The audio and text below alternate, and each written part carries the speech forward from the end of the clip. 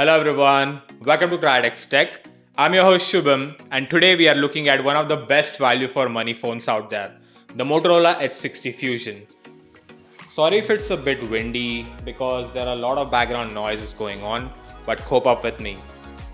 Coming in at around 500 Australian dollars to 20,000 Indian rupees, this phone is one of the best value to performance ratio out there, and I'm going to give you a detailed review for this phone. So let's see if this phone is worth buying in 2026. Grab your bags of chips and we'll get this video started. Shall we?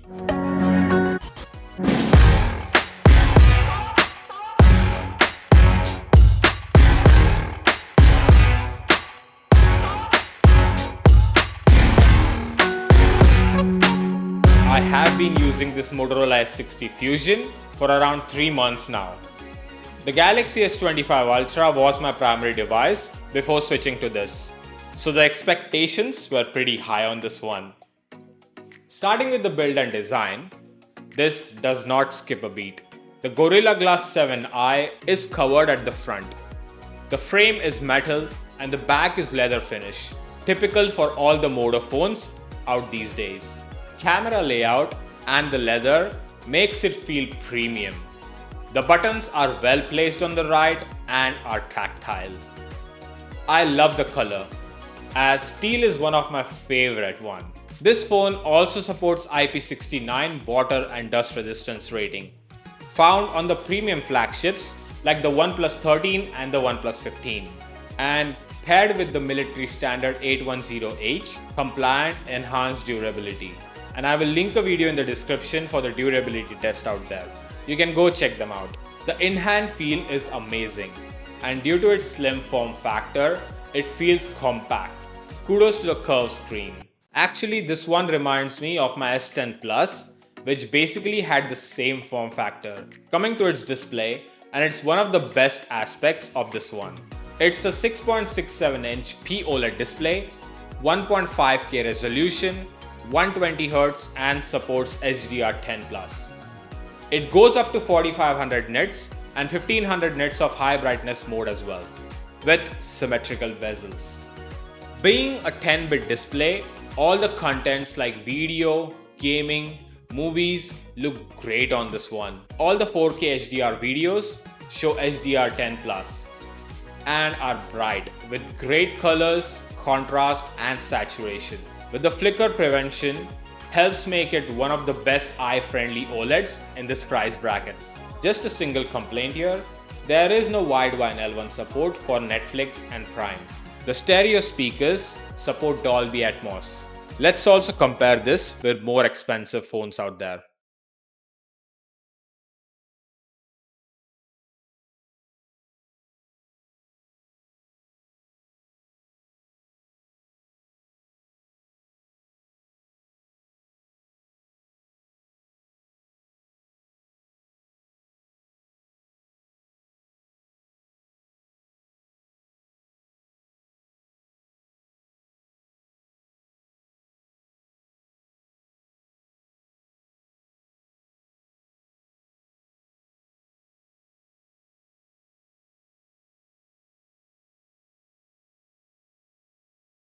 Your speaker quality is clear, crisp and loud, with better sound separation and bass as well. Software. This phone comes with Moto's own software skin, the Hello UI, is upgraded to Android 16. Motorola has promised 3 plus 6 years of software update, making it last up to 2028 and security patches for 6 years. Gemini and Circle to Search are quick. Ain't as smooth sailing as my S25 Ultra, but for the price, I ain't complaining. Haptics are present here and throughout the UI. Software is best and the worst part of Motorola's UI. Why do I say that? Let me explain. This phone feels fluid with good animations. An app opens fast. The AI features found on this phone are niche but useful. I have made a dedicated shot on these features, so have a look at that after you watch this video. But the features that I use the most will be the usual twist for camera, chop chop for flashlight, 3-finger screenshot, and my new favorite, swiping back and forth for going into split screen. It also has Update Me, which summarizes the missed or the unread notifications. Remember this for capturing screenshot content and showing the users to recall or search for them later using natural language. Secure folder. Basically like Samsung, it creates on second space on your account. This also supports Smart Connect to connect the phone to Smart TV or PC, where you can mirror the phone screen. And finally, the Moto AI, showing all of the previous mentioned AI features in one place. Also, you can ask it anything because it's powered by Copilot. I did find it useful for short answers, but I still prefer the Gemini over it. Coming to the cons, it's the occasional lags on this one. Whenever I try to multitask or get onto the game, or even while scrolling a large page, it just hangs. Opening the camera app and clicking a picture just takes ages. And if you open the camera app while multitasking, there will be a jitter all the time. If you are doing a light task, there is a chance there will be a lag. It's more of a software issue than a performance issue. Motorola needs to fix this. They have keep releasing so many phones without optimizing them. Also, the ad situation on this is pretty annoying, and they are sprinkled throughout the UI. Be it in the lock screen, the app drawer. Quick tip, for removing the ads, go to the app drawer settings, and turn everything off. And if you don't want the news feed, turn it off as well. To turn off the glance features, you see it on the lock screen. Go to glance on Moto, also disable the glance up altogether. Thank me later. Using the laggy software in 2026 feels like going back to the old Samsungs from 2012. Laggy all over the place. This just depreciates the overall experience on the Motorola, even though they have neat tricks up their sleeve. Performance. This phone packs in a MediaTek Dimensity 7400 processor, paired with 8GB of RAM and base 256GB of UFS 2.2 storage. Processor feels great for the price, but the lag just reminds you of using the mid-range phone. I don't actually care about the benchmark these days, but just to compare it with your current phone, here are the Geekbench scores. You can pause the video and have a look at the scores. Comparing with the CMF Phone 2 and Nothing Phone 3a, Geekbench and Antutu are both 10% apart from each other. In 3D benchmark, the stability scores on Moto is just awesome. And I did run multiple tries, so it should sustain the performance for a longer time. CPU throttling shows 85% of stability compared with Nothing phones. Even while doing the memory test, it did 446 MB ahead of the CMF Phone 2, but behind the 3a Pro. Even though all of these phones have UFS 2.2 storage type. Now coming to gaming, and I have tested this phone with hours of Red Dead Redemption, Wuthering Waves and Genshin Impact, all running on medium to high settings with 60 FPS. I recommend to put the gaming mode on turbo with touch sensitivity on. Wuthering Waves run great, but I had to tone down the graphics. After about 20 minutes of gameplay, the game started throttling a bit, and there were minor frame drops and the touch was a bit laggy, especially in the open world area. Red Dead Redemption works great with 30 FPS support, and it did the job well even though this phone doesn't support this game on Play Store. Genshin Impact gave the same results, where the game started throttling after 15 to 20 minutes of gameplay, which was a bit alarming. The game did throttle, but the device never overheated, and the heat management is amazing for a slim phone. I also tested some casual games like Clash of Clans and Asphalt 9, which ran at a constant 60 to 120 FPS on this. I had plenty of missed touches while playing all of these games due to the curved screen, but can be solved if you use a case on this phone. So summing the performance on this phone, it's great for the price.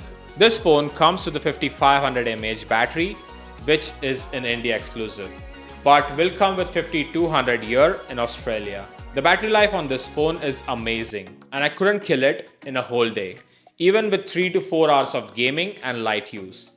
The phone just lasts 9 to 10 hours of screen on time, and I have already done a battery drain test where this phone gave me 10 hours and 47 minutes of screen on time. So go watch that video. It should pop up somewhere around here. The charger does come in the box, which is much appreciated. It's even at 68 watts of fast charger, which will top up your phone from 0 to 100 in around an hour. Considering the slim size, this packs in a much bigger battery than its competitions. Call and mic quality are just as important. Calls are crisp, be it normal calls or WhatsApp video calls. The person on the other end is able to hear you clearly. Finally, coming to the cameras on this one. This phone shows that it has 4 lenses at the back, which is misleading and is actually just 2. One main lens at 50 megapixel f1.9 and one ultra wide at 13 megapixel f2.2. And the selfie is 32 megapixel camera. The daylight photos on this one come out amazing, especially in the signature profile. It just boosts the contrast, saturation, and adds the warmth to the photo. Let's check out some samples here. As you can see in some of the photos, they turn out bright and saturated, which is what I like in every photo of this phone. The signature versus natural profile does make a difference in the photo output, and it is shown in the processing time for capturing the photos too. The signature style also takes more space compared to natural. The 2x digital zoom is also good, but nothing to boost over. The color profile across the lenses are similar as well when seeing the ultra wide shot.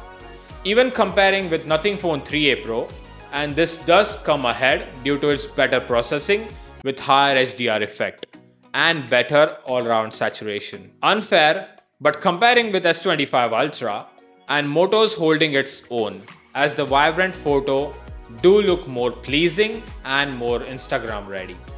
Even comparing the ultra wide, the Moto's photo is softer on the edges and it continues in throughout the shot, and I love how Moto manages the lens flare on the outdoor shots as well.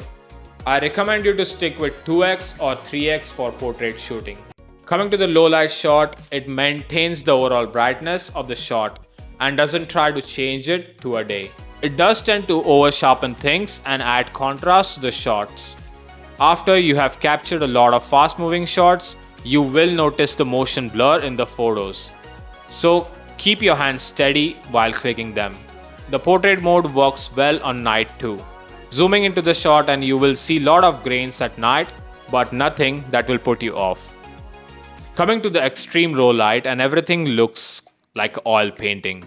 Even after comparing the Astro mode with other phones, you can trust it will take a good shot. The Pro mode also helps you control all of the aspects for a perfect shot.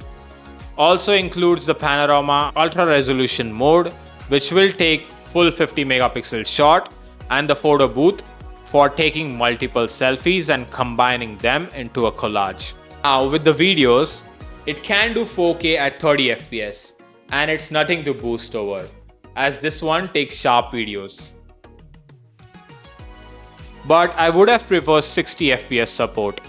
The photos are good enough to be posted on social media, and also you can check the zoom quality of the videos in different lighting conditions.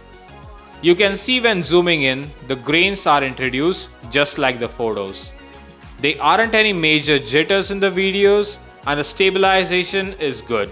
This also does dual capture for taking videos from different lenses, but they aren't recorded separately, and the layout is saved in the final output of the video. Which phone does this remind me? Which makes a huge fuzz about this one. iPhone. Fingerprint is fast and reliable, even if you use the tempered glass, while the face unlock is fast too. So finally coming to the conclusion on this phone, the S60 Fusion is one of the best slim phones out there, which packs in a lot of features with good build and unique leather back, curved screen, IP69 rating, unique AI and Moto software features, base 256GB of storage, which is expandable up to 2 TB, good battery life with fast charging, and great photos coming out of this phone. But there are the cons on this device which might make you stay away from this one. Finally, the ad situation where there are just random ads throughout the UI, which we did disable before. The software experience on this one is one of the worst out there, especially when you are navigating the phone, and don't get me started on the camera lag. The software needs to be optimized and Moto needs to push out a software update soon enough, as it has been frustrating using this phone over the cheaper CMF Phone 2 Pro. So I would say if you can live with the software and the performance issues of this phone, heck, this is one of the best price to performance ratios of any phone out there. And I would recommend it if you're fine with the cons. There is also the Motorola S70 that launched, and it is slimmer than the S60 Fusion, which is a tempting upgrade. But if Motorola keeps on with the same software that this phone suffers, I would recommend you to check out the Nothing Phone 3a Pro or the CMF Phone 2 Pro in the similar price bracket. That's been it for the video, guys. Thanks for watching, like and share, and don't forget to subscribe. And see you in the next one. Chole.